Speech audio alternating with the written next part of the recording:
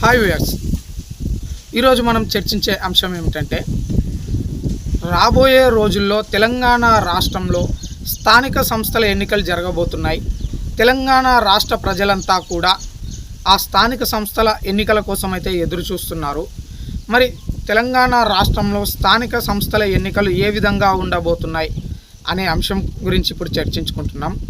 అందులో భాగంగా రాష్ట్ర వ్యాప్తంగా జరిగే ఎన్నికల గురించి పక్కన పెడితే ఆలంపూర్ నియోజకవర్గంలో స్థానిక సంస్థల ఎన్నికలు ఏ విధంగా ఉండబోతున్నాయి అనే అంశం గురించి మనం చర్చించుకున్నట్లయితే ముందుగా ఇక్కడ కాంగ్రెస్ పార్టీ మరియు బీఆర్ఎస్ పార్టీ గురించి చర్చించే అవకాశం ఉంది. ఎందుకంటే కాంగ్రెస్ పార్టీ అధికారంలో ఉంది.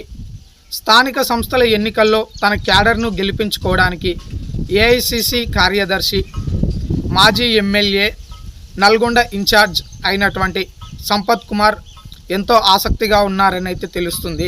మరి ఇటువైపు ఉమ్మడి పాలమూరు జిల్లా ఎమ్మెల్సీ చెల్లా వెంకట్రామరెడ్డి, ఎమ్మెల్యే విజయుడు కూడా బీఆర్ఎస్ పార్టీ నుంచి వారి అనుచరులను గెలిపించుకోవాలి అని అయితే సన్నాహాలు చేసే అవకాశం ఉందని కూడా మనం చెప్పవచ్చు. కానీ ఇక్కడ ఒకటి గెలిస్తే కాంగ్రెస్ లేదంటే బీఆర్ఎస్ అనే సందర్భంలో ఇప్పుడు తెరపైకి మరో పేరు వచ్చింది. అదే మాజీ ఎమ్మెల్యే అబ్రహం. 2 సార్లు ఆలంపూర్ నియోజకవర్గానికి ఎమ్మెల్యేగా పనిచేసినటువంటి వ్యక్తి, ప్రజల్లో సౌమ్యుడు అనేటటువంటి పేరున్నటువంటి వ్యక్తి.